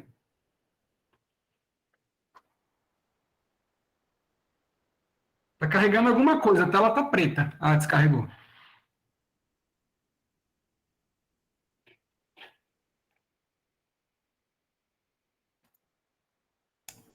Só para avisar, eu esgotei meus recursos, viu? Câmbio. Acho que agora foi. Foi, né? Agora foi. Foi, pessoal? Sim. Não tá passando ainda, Tá. não. Tá Então, só não sei se dá para ver, apresentando. mas é uma tartaruga. Não? Sim ou não? Sim, Tá tá passando. travando. Tá. Tá travado, mas tá passando. Vou voltar um pouquinho. Uma tartaruga, não sei se dá para ver, uma tartaruga dentro da rede. Aí ela parou nessa tela, nesse dispositivo, como se fosse uma peneira, né? E aí ela consegue, tem uma adaptação na lateral da rede, e ela consegue sair e não precisa ser arrastada até o final. Deu para ver, gente? Deu para ver? Sim, deu para ver. É só para exemplificar, né, um tipo de medida mitigadora, no caso aqui, para redução, né, dessa captura incidental. E aí, uma coisa que eu queria falar, que eu também acho que não sei se é claro dentro do porquê monitorar a pesca e biodiversidade associada, é que muita informação que a gente tem é por meio da atividade pesqueira. Então, por exemplo, informações de captura de tartaruga, de aves, de captura incidental, fauna acompanhante, rejeito, tudo isso a gente denomina como biodiversidade associada. Então, é uma forma de adquirir conhecimento, de adquirir informações da biodiversidade marinha por meio da atividade pesqueira. E aí, necessariamente, não é o alvo, né, da pesca, mas são informações relevantes para essas medidas de conservação. Então, por isso que a gente chama como alvo a pesca, porque a gente monitora tanto o alvo da pescaria, né, seja sardinha, seja guaiamum, caranguejo, a tainha, seja o alvo que for de pescaria, e a biodiversidade associada, tudo que vem de informação de biodiversidade junto com essa atividade, e isso é relevante para essas ações de conservação, tá? Então, acho que, aí assim, só para fechar, né, aqui é um resumo, né, das principais aplicações de resultados no monitoramento. Então, assim, eu queria deixar claro que o protocolo de pesca e biodiversidade associada, o mesmo protocolo, você pode utilizar para todas essas bolinhas que estão aí. Então, não é um protocolo específico para plano de manejo, um protocolo específico para ordenamento territorial, um protocolo específico para termo de compromisso, não é isso. dentro do programa Monitora, a gente trabalha com esses protocolos, né, que é um conjunto mínimo de informações, que é basicamente produção, biometria, tanto do alvo da pesca, quanto da biodiversidade associada, e associada a essa informação, a gente também tem a sua distribuição, né, espacial, onde foi coletado, e em que época que foi coletada. Então, com essas informações básicas, a gente consegue trabalhar em diferentes níveis, né, de escala, que eu chamo de escala espacial, que pode ser local, né, termo de compromisso, acordo de gestão, plano de manejo, pode ser regional, pode ser nacional, com áreas prioritárias, criação de unidade de conservação, avaliação de espécies ameaçadas, e também a nível internacional, e de forma transversal a todas as escalas também, né, sempre visar o fortalecimento da pesquisa, da gestão socioambiental e das comunidades pesqueiras. E aí aqui também, só abrindo um parênteses, né, porque não aparece aqui, mas que é um resultado muito relevante do monitoramento, né, que acho que foi Noronha que comentou sobre a troca de conhecimento, né, a importância da troca de conhecimento. E aí, dentro do Marinho Costeiro, né, e também dos outros subprogramas, a gente trabalha nos sítios de aprendizagem coletiva, né. O que é isso? Esse momento que a gente está tendo agora é um sítio de aprendizagem coletiva, é um local, né, que está envolvido centro de pesquisa, as unidades de conservação, por uma aproximação regional, né, que a gente está chamando de Nordeste aqui, né, o curso do Nordeste, essa região.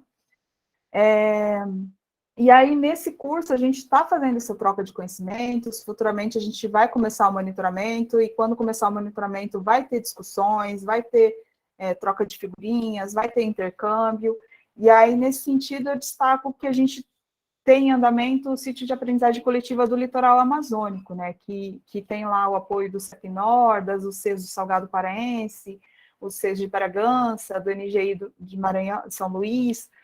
E aí eles trouxeram como um dos pontos mais positivos do monitoramento, porque assim, eles começaram o monitoramento recentemente, de manguezal e de pesca. E aí eles trouxeram como um dos pontos mais positivos desse processo de monitoramento do programa, é a aproximação, né, dos pescadores com a gestão da unidade, que antes não era algo muito forte, assim, muito, né, consolidado. Então, isso foi, assim, para o início do monitoramento, isso é um processo que a gente merece destacar, né, que muitas unidades aqui estão nesse processo de início, né, então, a ideia é justamente essa aproximação e essa troca de conhecimento e fortalecer entre as unidades, entre a unidade centro, enfim, entre pescadores, né, fazer esse intercâmbio e ter esse fortalecimento aí da pesca, né, como um todo na região. E aí, isso é muito bacana, embora não esteja refletido diretamente aqui, mas é um outro exemplo também.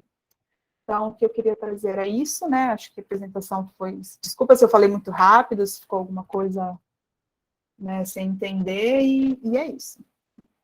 Fabiano? Obrigado, Laura. Obrigado por trazer essa visão, né, do programa Monitora e as possibilidades, né, que a gente pode aplicar ele à biodiversidade marinha.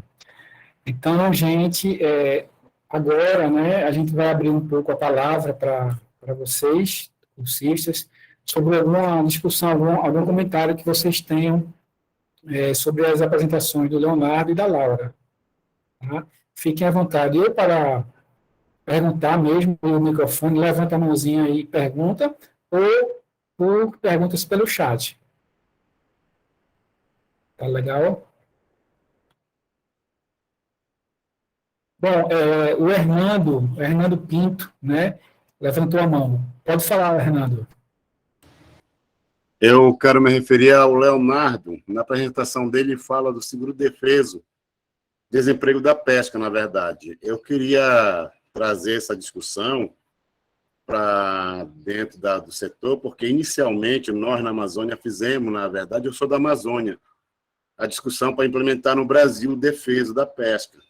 E a nomenclatura anteriormente não era seguro-desemprego da pesca, era o seguro-defeso da espécie do camarão, da lagosta e tal, entendeu? Então, nós temos que começar a discutir de fato, Leonardo, até a nomenclatura do que garante o benefício ao pescador. E uma das questões recentes, falo recente há uns 6 anos atrás, mas no Conselho de Pesca Nacional, foi aprovado o apetrecho para cada espécie quando captura, entendeu? E na nossa discussão inicial, não tem a ver com o apetrecho de pesca, é a espécie.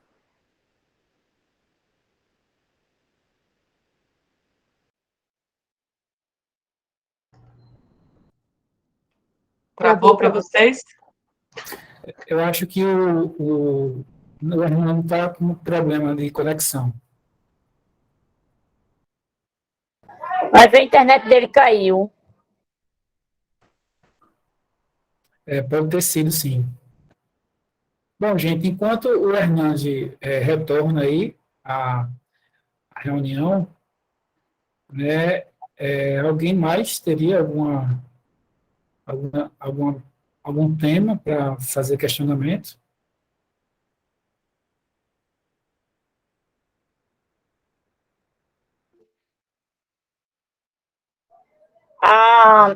A gente aqui da Praia de Acaú, a gente faz muito tempo que a gente tenta realmente alguns defesos desses, das espécies, principalmente aqui o camarão, que está muito escasso, muito difícil. Deveria ter o defeso do camarão. E as marisqueiras, elas sempre, por conta do marisco que está acabando também, e assim, estão tirando desordenadamente, então não tem mais, hoje em dia, eles não tem mais como esperar o marisco crescer, então tirando todo o tamanho. A gente luta por um defeso também dessas espécies, mas infelizmente a gente não consegue. Não sei porquê, assim, um diz uma coisa, outro diz outra, e até na verdade as informações se desencontram. Então, por essas informações serem desencontradas, a gente não tem uma resposta certa para esse defeso. Mas a gente queria muito, porque a gente vê em outras localidades que tem o defeso. A gente não sabe por que aqui, ninguém sabe se é também interesse das colônias, ou não sei, talvez interesse político, não sei, poder público. A gente não consegue nenhum desse tipo de defesa. Não sei, só temos aqui o defeso da lagosta.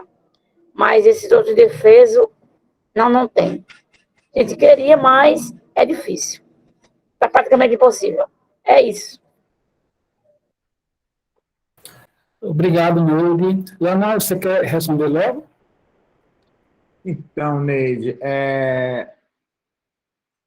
eu não sei quanto a receber ou não o defesa, assim, mas eu acho que é importante monitorar, né, para a gente conhecer melhor a população dessas espécies, né, que a gente coleta, né, e aí, de posse desses dados, a gente poder usá-los para dialogar com esses órgãos que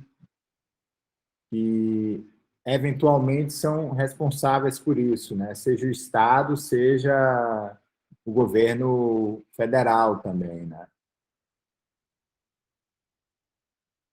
Mas por isso que eu acho muito importante a gente participar do monitoramento, né, e coletar esses dados todos, né?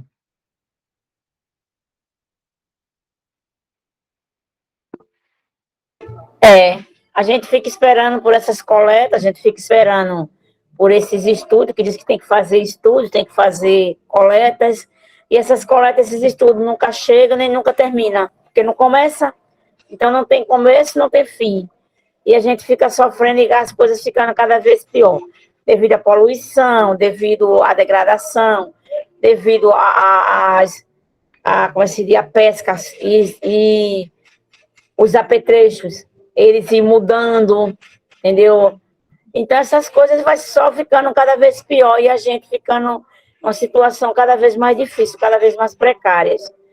Então fica difícil, a gente queria muito que isso pudesse realmente acontecer e chegar a esse monitoramento e realmente se fosse feita alguma coisa. E não sei em que sentido, se o defeso, um seguro defeso para que se recebesse num certo período. Não, aqui não pode mexer, mas ali pode. Então vamos Isso aqui, esse tempo aqui, esse período, ele está desovando, eles estão produzindo, vamos parar nesse período para eles produzir, para não faltar. É isso que eu vejo dessa forma, mas até agora a gente nunca chegou para a gente. Espero que um dia chegue, nem antes de eu morrer, mas ainda tenho esperança.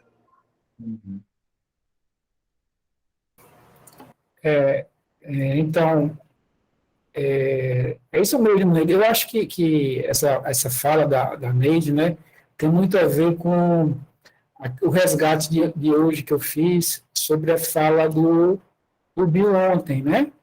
Ele falou muito do processo de fortalecimento das mulheres na pesca, né? Do protagonismo delas na pesca, mas ele mesmo falou que sente ainda muita falta da visibilidade da produção pesqueira dessas mulheres, né? E é com essa visibilidade da produção, com essa visibilidade de como elas contribuem para a renda das famílias, para a renda da sociedade, através do monitoramento disso aí, é que pode vir a facilitar, a subsidiar os processos que vão levar ao seguro-defeso, né? Então, o seguro-defeso, né, que existe para proteção, para conservação das espécies, ele passa muito para a gente ter que conhecer primeiro, né? Conhecer digamos assim, a potência econômica dessa atividade, né? Para que o governo tenha base para poder elaborar esses seguros.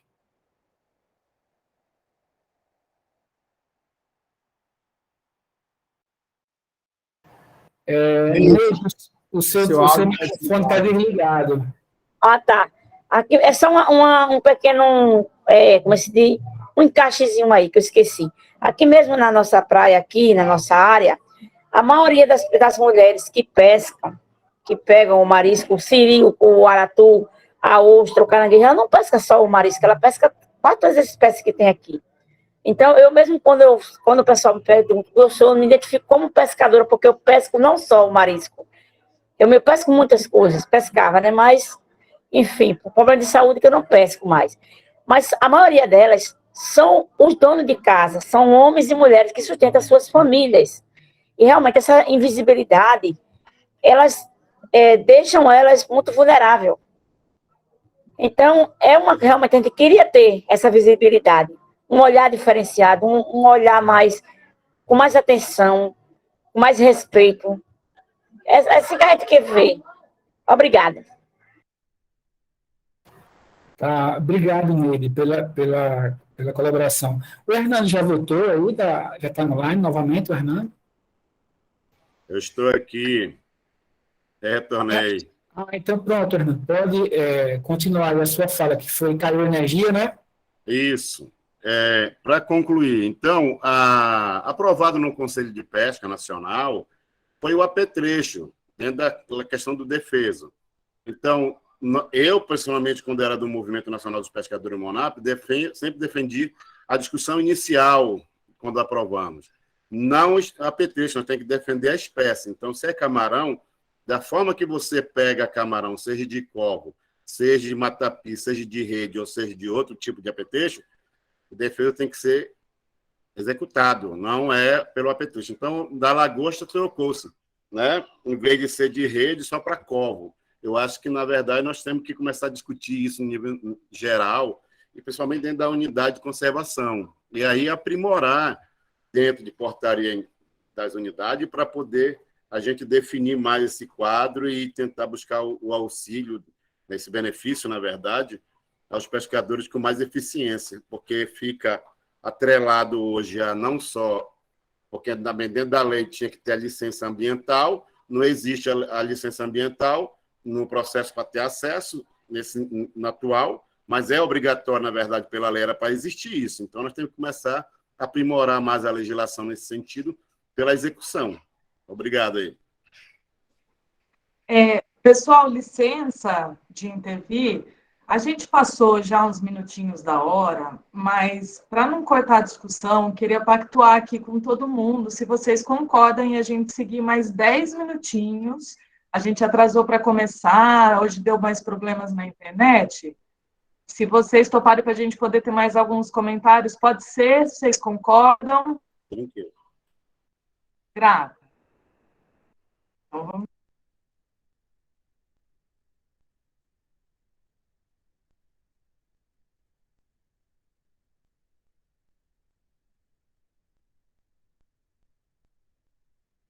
Sim, sim. Então, Leonardo, você quer fazer algum comentário sobre essas palavras do Hernando?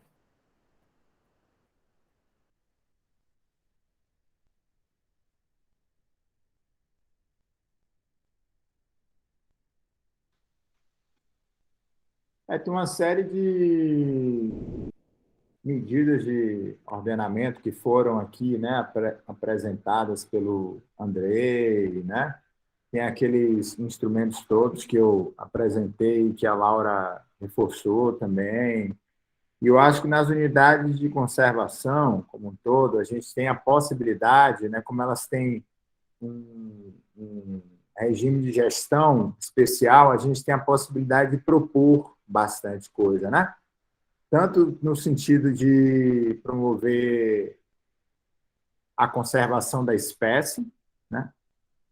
Como no sentido de implementar práticas e técnicas de manejo que visem conservar a espécie, né? Mas também mostrar para a sociedade que o manejo da espécie, da forma como ela é feita nas resecs, nas APAs, né, é positivo, né?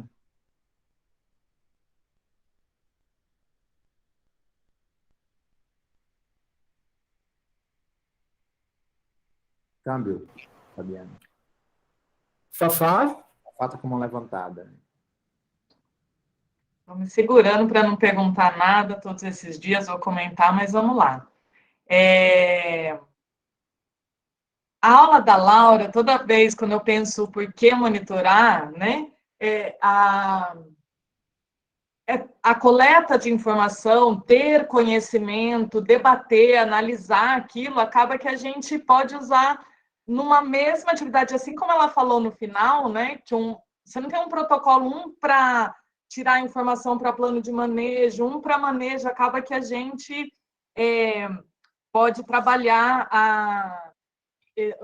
o porquê monitorar para várias das frentes, né? O EAMUM, para mim, sempre foi um exemplo disso, né? Porque ele tem uma obrigatoriedade, ele entra nisso para quem for fazer o plano de gestão local da pesca, mas é uma super oportunidade para a gente fazer a conservação da espécie, para fortalecer a pesca, né? Para manejo, tudo mais.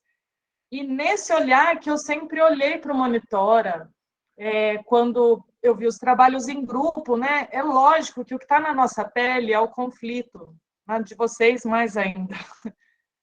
Mas a gente olhar as oportunidades em tempos tão complexos é realmente um motivador para a gente poder trabalhar. E às vezes a gente não tem como lidar com tudo que se passou, né? Então é ver o daqui para frente.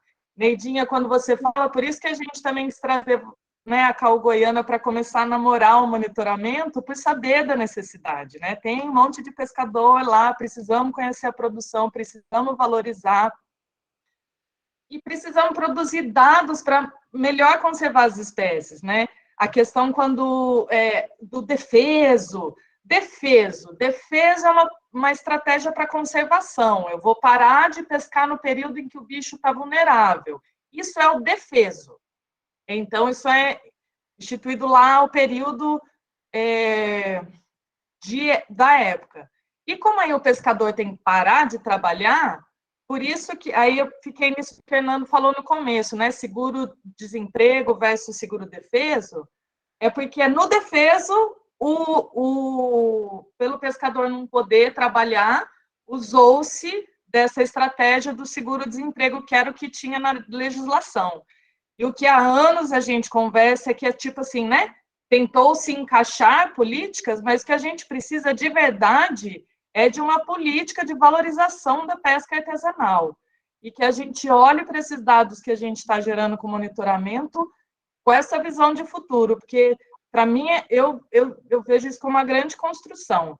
Não ficar a gente mais remendando um monte de coisa do pouco que tem e construir algo efetivo para a valorização da pesca artesanal. Câmbio. Então, pessoal, essas questões, né, voltadas ao seguro-defeso, né, elas estão muito ligadas à visibilidade, né, à visibilidade da atividade da pesca artesanal, né. E aí a gente sabe, né, que a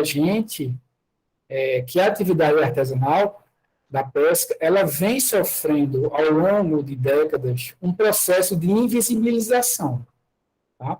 Apesar que hoje nós temos uma força muito grande nos movimentos sociais, tá?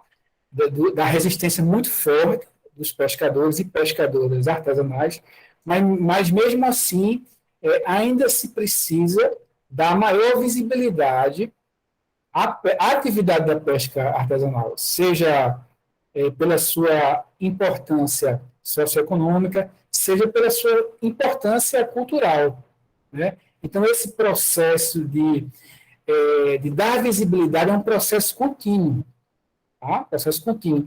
E o que a gente está, assim, vislumbrando é que o monitoramento, tá? Ele vai influenciar positivamente nesse processo de visibilização, tá? Principalmente por quê? Porque vai dar condições a nós, por exemplo, sabermos, né, a gente não sabe hoje. Se você me perguntar o que se pesca hoje no Brasil, né, eu não tenho condições de responder. Ninguém tem condições. Como se pesca no Brasil, a gente não tem condições de dar essas respostas para vocês de uma forma geral, né? Então, tudo passa por um processo de estruturação, né, que vem através do levantamento de informações. Foi como eu estava falando hoje no começo da nossa fala, é o seguinte: informação organizada é poder, tá? A gente tem essa informação organizada, a gente vai se empoderar, né? Quem sou eu para a sociedade, né? O que é que eu produzo? O que é o alimento que eu levo para a mesa do cidadão e de cidadã representa para a segurança alimentar da sociedade? Então, só é esse tipo de reconhecimento, né, que é fundamental, né, para a atividade da pesca artesanal. Então, acho que isso está bem claro, né, para todos nós, né, nesse processo, e é um processo que ele às vezes, a longo prazo, né? A gente tem que dar um passo de cada vez, conquistando, mobilizando, sensibilizando as comunidades, outros atores sociais, os gestores, né? Os armadores de pesca. Então, tem que ser um trabalho complexo, não é um trabalho simples, né? Mas a gente tem que fazer um passo de cada vez. E tudo começa com informação. Né? Informação organizada é poder. Né? Experiências de monitoramento. Gente, alguém quer falar mais alguma coisa? Almeida, eu queria amanhã fizesse uma proposta para vocês amanhã. Por qual motivo a pesca de curral, que é uma pesca artesanal, foi proibida? Eu queria que você levantasse essa questão para que a gente realmente tivesse uma sugestão. Por qual motivo? Porque até hoje eu não entendo por qual motivo a pesca de curral ela é proibida na nossa área, na APA aqui. Não dá para entender, entendeu? Porque é uma malha 40 que eles botam sempre na tela embaixo, só pega os peixes de uma espécie maior. Eu queria saber que dava para botar esse debate amanhã, para ver que a gente entrava numa pauta boa.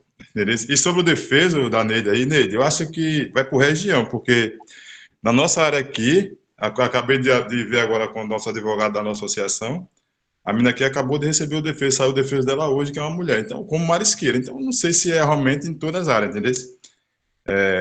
Não sei como funciona aí na sua como é que Rio Grande do Norte, né? Não sei. Eu sei que aqui em Alagoas a maioria das mulheres recebe. Paraíba. Não sei qual motivo aí. Na Paraíba. Amanhã a gente conversa mais, eu digo, a gente conversa mais sobre esse defeso. Eu falo alguma coisa mais para você. Obrigada. Deixa eu só entender. Almir, você está propondo, né, que amanhã, nos estudos de caso, se faça essa discussão sobre o curral, é isso? Isso, porque é uma norma que foi proibida e até hoje eu queria que explicasse por qual motivo, entendeu? Porque não dá para entender. É uma pesca artesanal que há milhares de anos, vem aí há milhares de anos, e ela foi interferida na APA Costas Corais, ela não é permitida. Aí eu queria entender por qual motivo, entendeu? Eu queria que fosse uma pauta para ver se dá para entender isso aí. Então, não, claro, com certeza. E também é proibido aqui também na nossa Resex aqui. Também não sei porquê, mas também é. Tá, tem algumas, eu acho que o Dado levantou a mão aí. Dado, pode falar. Pessoal, olha, sobre a demanda aí do Almir, eu acho que a gente vai conversar aí depois dessa aula com a equipe pedagógica para ver se a gente tem como colocar essa questão, mas eu quero adiantar um detalhe para vocês. A pesca, e a gente pode verificar e eu confirmar isso amanhã. A pesca de curral, ela não é proibida em Alagoas. Ela tem uma regulamentação e, recentemente, o IBAMA fez um inventário desses currais que existem e os currais que não estavam de acordo com a regulamentação, os proprietários foram notificados a ou retirar ou ajustar a regulamentação. Então, a pesca de curral ela não é proibida. Ela, inclusive, tem muitos currais ainda no estado de Alagoas. Alguns tiveram que ser retirados aí ao longo dos últimos anos porque não estavam de acordo com a legislação, mas ela não é proibida. Eu posso até verificar e, enfim, depois a gente vai ver se a gente tem como tratar disso mais à frente, tá? Tá ok, né? Obrigado, Eduardo. Então, pessoal, todas essas questões, né, regionais, locais, elas vão ter possibilidade de ser tratadas amanhã. Amanhã vai ter os estudos de caso, entendeu? E aí todas essas falas elas podem ser trazidas e podem ser abordadas durante, né, esse estudo de caso. Tá bom? Eu acho que nós estamos já às 17h15 para as 18 horas, né? Eu acho que o José Almir ainda tem alguma fala que a mão está levantada? Acho que ele esqueceu de abaixar a mão. Então tá. Então, pessoal, eu gostaria de agradecer a todos vocês, agradecer aos palestrantes. Andrei? Rapidinho, Fabiano. Acabei de jogar no chat aí um vídeo que é bem interessante como complemento da aula de hoje de gestão pesqueira. Fica aí de dever de casa para quem puder assistir e quem quiser fazer algum comentário, a gente pode, no início de amanhã, do nosso dia de amanhã, a gente pode fazer alguma conversa. São 9 minutos de vídeo, 9 minutinhos. Dá para ser em qualquer momento da casa aí, em casa. Valeu. Câmbio. Legal, André. Valeu, obrigado aí. Obrigado também pela palestra de hoje, tá? Leonardo Pacheco também, a gente agradece a palestra, a Laura também. Agradecemos aí a todos o trabalho, todos os trabalhadores dos grupos, né, que nos trouxeram as realidades locais, tá? E aí, gente, por hoje, a gente vai ficando por aqui, tá? A gente vai encerrar agora, daqui a pouco, essa segunda etapa do momento virtual do curso de monitoramento participativo e ecossistêmico da pesca artesanal nas unidades do Nordeste, tá bom? E, peço desculpas pelos cortes, né? A gente que está no tempo aqui, a gente precisa fazer essa cobrança, porque senão termina prejudicando os outros palestrantes. Tá bom? Então, acho que a gente está encerrando agora esse momento. Forte abraço a todos e até amanhã. Um abraço, até amanhã para todos. Valeu, gente. Até amanhã. Valeu. Valeu, pessoal. Até amanhã. Amanhã vai ser animado. Vários Tchau, convidados. tchau, gente. Até amanhã. E amanhã, 14 horas, viu? Valeu, pessoal. Até.